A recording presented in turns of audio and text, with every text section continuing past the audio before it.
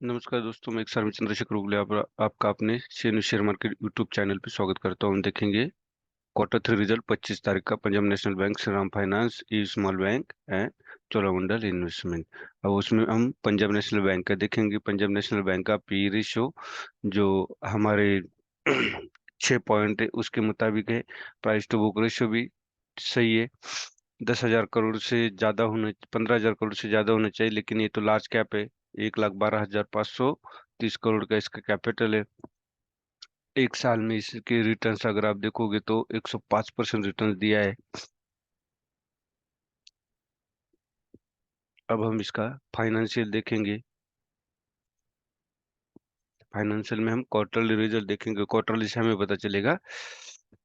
Quarterly में अगर आप देखते हो तो कंटिन्यूस ग्रोथ है, और इस क्वार्टर में तो बहुत ही अच्छा रिजल्ट आया है। 2,244 करोड़ का इसका नेट इनकम है, आप देख सकते हो। ईपीएस भी कंटिन्यूसली बढ़ता गया है।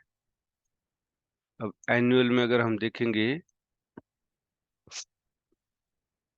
तो नेट इनकम एनुअल में यहाँ कम हुआ था, लेकिन अब जो लास्ट क्वार्टर बचा है वो होने के बाद आपको ये इतना अनुमान लगा रहा है, 6,928 का रिजल्ट यहाँ पे दिखा रहा है।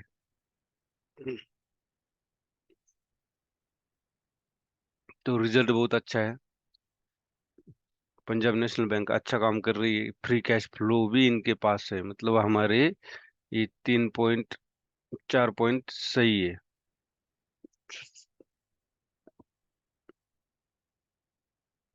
अब इसका प्रोमोटर का होल्डिंग स्टेबल है। लो प्लेज प्रोमोटर होल्डिंग जो इनसिग्निफिकेंट, मतलब कोई प्लेज नहीं किया इन्होंने, तो और 73% है। प्रोमोटर होल्डिंग 50% से ज्यादा है। अब हम डेट टू इक्विटी रेशियो देखेंगे पंजाब नेशनल बैंक का।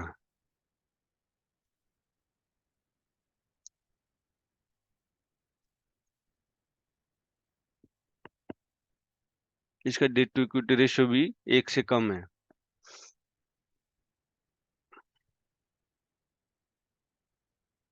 यहाँ पे देखोगे जो डेट टू इक्विटी रेशियो ये कम होता गया है। देखो +12% है।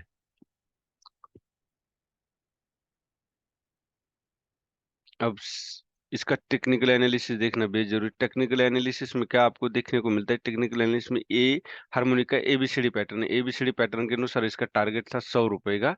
अब ये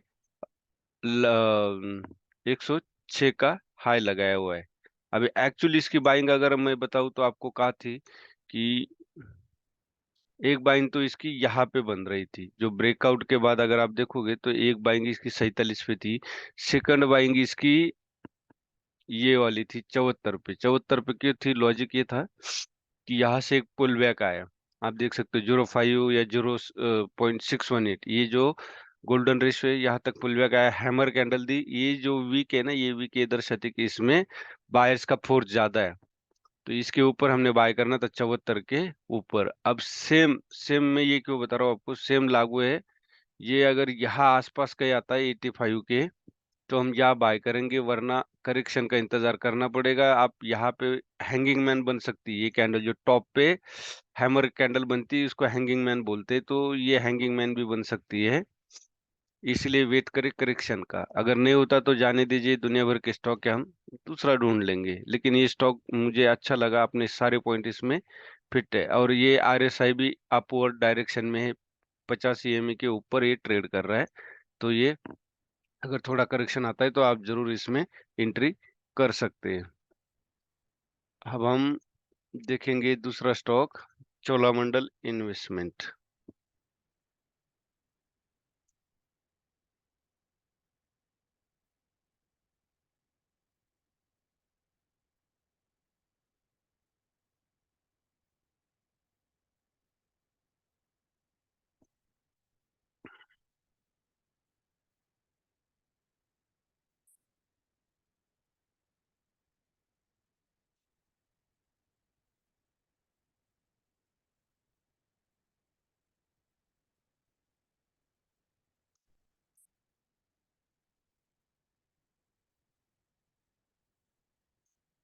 चोलामंडलम इन्वेस्टमेंट का ओवरव्यू देखेंगे तो पी रेशियो हमारा जो 15 से 25 के बीच में होना चाहिए, बहुत ज्यादा है। प्राइस टू बुक रेशियो 7.5 तकरीबन 7.25 गुना है।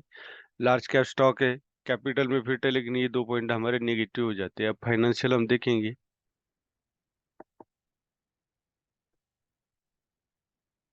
फाइनेंशियल में अगर हम क्वार्टरली व्यू देखेंगे, नेट इनकम, सीधा नेट इनकम पे अगर आप देखोगे तो मार्च के बाद ये कम हुआ था, लेकिन उसके बाद ये निरंतर प्रॉफिट में है।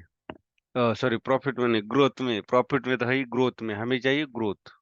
ग्रोथ मतलब प्रॉफिट में भी पिछले से ज्यादा प्रॉफिट होना चाहिए, उसको कहते हैं ग्रोथ। एनुअल भी अगर आप देखोगे तो 1520, 2153, 2664 और 3200, मतलब एनुअल में भी ये अच्छा है। Free cash flow, free cash flow इनके पास नहीं है, ये निगेटिव है। फ्री कैश फ्लो का मतलब क्या होता है, ये कैपिटल एक्सपेंडिचर और ऑपरेटिंग एक्सपेंडिचर के बाद जो बचता है वो फ्री कैश फ्लो होता है। फ्री कैश फ्लो होना बेहद जरूरी है, क्योंकि कंपनी के रोजमर्रा के काम होते हैं, या कोई प्लांट लेना है, कोई ऐसी बड़ी चीज लेनी है, गाड़ी वगैरह लेना है, सॉफ्टवेयर लेना है, तो उसके लिए पैसा होना बेहद जरूरी है। तो अगर पैसा होता है तो कंपनी अच्छी चलती है।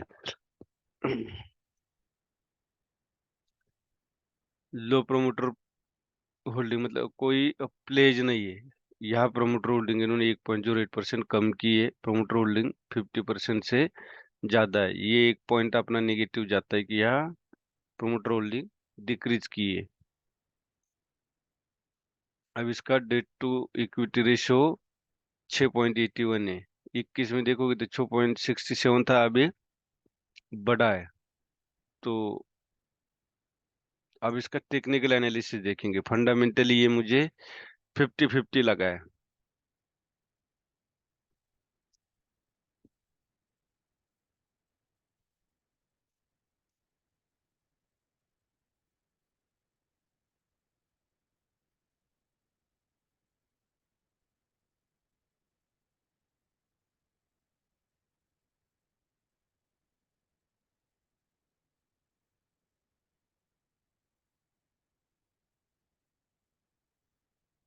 अब यहाँ पे देखोगे तो जो स्टॉक है वो किस तरह अपसाइड जाना चाहिए, वो जाना चाहिए हायर आए हायर लो लगाते हो, या हायर आए और हायर लो तो लगाया है, लेकिन वो उस तरह नहीं लगाया है। मतलब इसको बोलते हैं कि ये एक तरह का फ्लैट या ट्रायंगल बोलते हैं, जो ट्रायंगल की तरह अपसाइड जा रहा है, आप ये देख सकते हैं।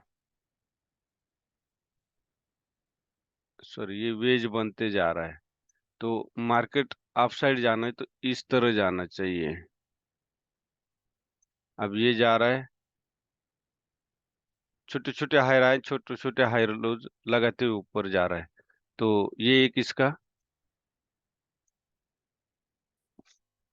निगेटिव पॉइंट है। लेकिन फिर भी आरएसआई अगर आप देखोगे तो डाउन ट्रेंड है। जब आरएसआई आपका डाउन ट्रेंड दिखा रहा है तो मैं थोड़ा सा इसमें, फंडामेंटल भी थोड़ा सा वीक है, तो आप खुद इसके बारे में डिसीजन ले,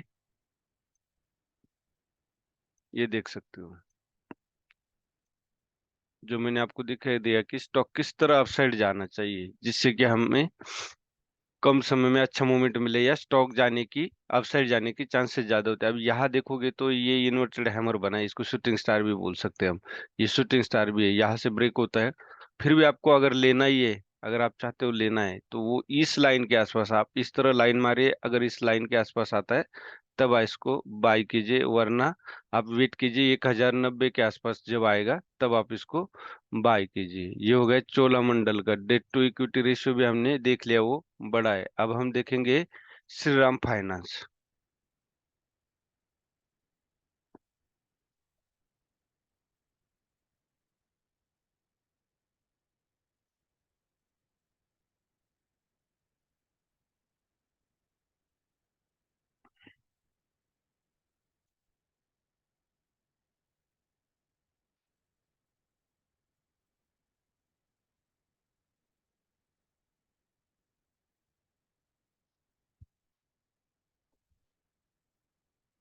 श्रीराम फाइनेंस का डेट टू इक्विटी रेशियो बहुत ज्यादा है, ये एक पॉइंट हमारा नेगेटिव हो गया। अब पी रेशियो ठीक है, प्राइस टू बुक रेशियो भी ठीक है, लार्ज कैप है, ये भी पॉइंट ठीक है, अब फाइनेंशियल हम देखेंगे। फाइनेंशियल में क्या है, क्वार्टरली हम देखेंगे क्या इसमें ग्रोथ है। इसमें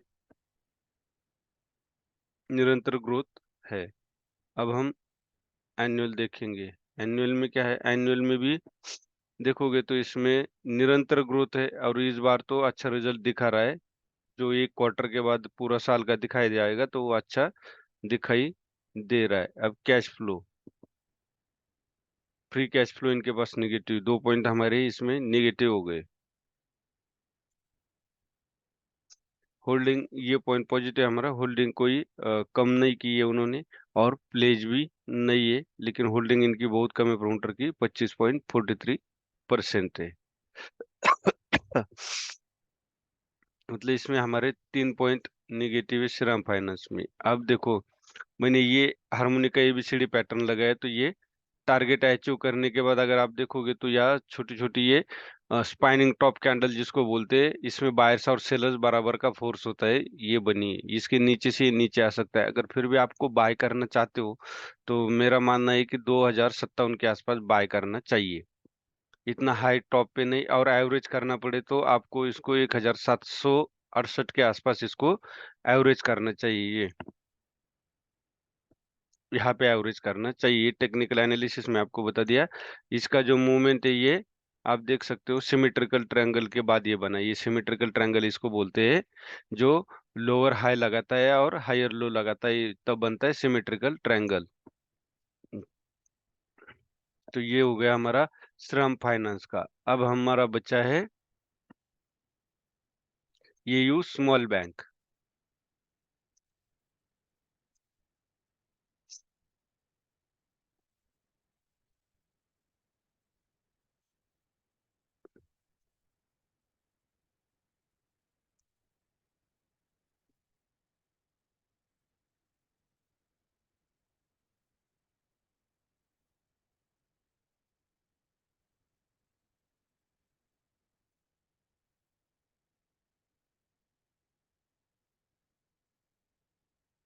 ये यू स्मॉल फाइनेंस बैंक का डेट इक्विटी रेशियो ये पॉइंट पॉजिटिव है, 0.574 है, जो 1% से कम है। अब इसका अगर आप देखोगे पी रेशो 31.4 है, फिर भी चलेगा 30 तक। और प्राइस टू बुक रेशो 4.5 गुना है, ये बहुत ज्यादा है। सॉरी, मार्केट कैप भी इसका मिड कैप है, 15,000 करोड़ से ऊपर होना चाहिए, वो ज्यादा है। अब इसका फाइनेंशियल हम देखेंगे। नेट इनकम अगर आप देखोगे तो इसका यहाँ माप, सॉरी, ये एनुअल है, क्वार्टरली देखना है हमने।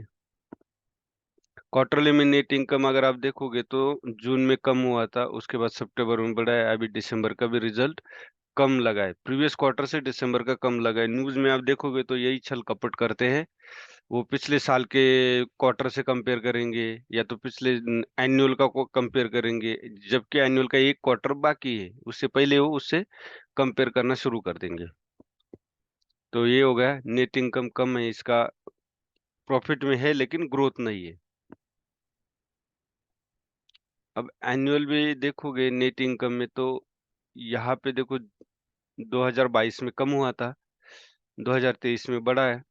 अब आने वाला जो है 23-24 का ये ज्यादा होगा, ये दिखा रहा है 1588 का अनुमान इन्होंने लगाया है, मतलब ग्रोथ का अनुमान लगाया है। अभी होने के बाद ही पता चलेगा सही में ग्रोथ हुआ कि नहीं। इनके पास फ्री कैश फ्लो भी है, ये 1 पॉइंट ठीक है। 1 पॉइंट निगेटिव गया हमारा, जो ग्रोथ नहीं है। लो जी, प्रोमोटर होल्डिंग कोई प्लेज नहीं है, प्रोमोटर होल्डिंग कांस्टेंट है, 25.46% है, जो 50% से होना चाहिए। जिसका लॉजिक क्या है, 50% होने से क्या है कि वो प्रोमोटर जो अपने बच्चे की तरह इस कंपनी को चलाने की कोशिश करता है, क्योंकि उसकी खुद की होल्डिंग ज्यादा होती है जब खुद।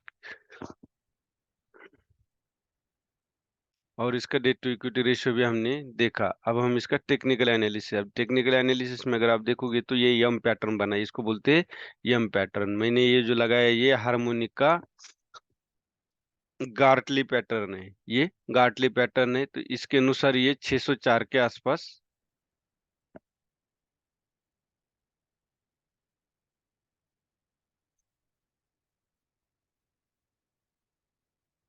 605 के आसपास आप इसको बाय कर सकते हैं, उससे ज़्यादा नहीं। ये देखो फ्लैट था, फ्लैट के बाद ये डाउन आ रहा है।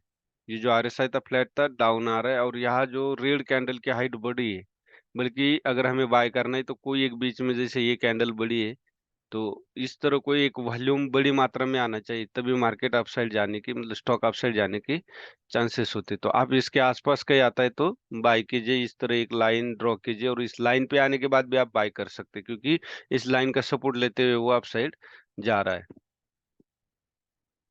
और इसके ऊपर अगर 700 बाय करना है आपको, 812 के ऊपर अगर बाय करना है, क्योंकि इसका लाइफ टाइम हाई है, तो इसके ऊपर भी बाय करना है, तो उसके लिए क्राइटेरिया क्या है? उसके लिए क्राइटेरिया है कि इसको ब्रेक करने दीजिए, ब्रेक करने दीजिए, एक पुलबैक आने दीजिए या कोई हैमर डोजी या स्टार कैंडल बनती, तब आप इसको यहाँ पे बाय कर सकते हैं। ये था मेरा टेक्निकल और फंडामेंटल एनालिसिस, मैंने आपको बता दिया क्वार्टर 3 रिजल्ट का, किस तरह क्या-क्या क्राइटेरिया चेंज करना चेक करना ज़रूरी है, वो भी आपको समझा दिया। अब एक डिस्क्लेमर है कि ये मैं कोई रिकमेंडेशन आपको बाय सेल का नहीं दे रहा हूँ, ये ओनली फॉर एजुकेशन पर्पज़ से है। आप ये सारा क्राइटेरिया देख के अपनी डिसीजन खुद लीजिए। मैंने बोला इसलिए बाय ना कीजिए और मैंने बोला इसलिए होल्ड भी ना कीजिए। ये हो गया डिस्क्लेमर। वीडियो अच्छा लगे तो लाइक कीजिए, शेयर कीजिए और ज़्यादा से ज़्यादा सब्सक्राइब कीजिए। धन्यवाद। जय हिंद, जय भारत।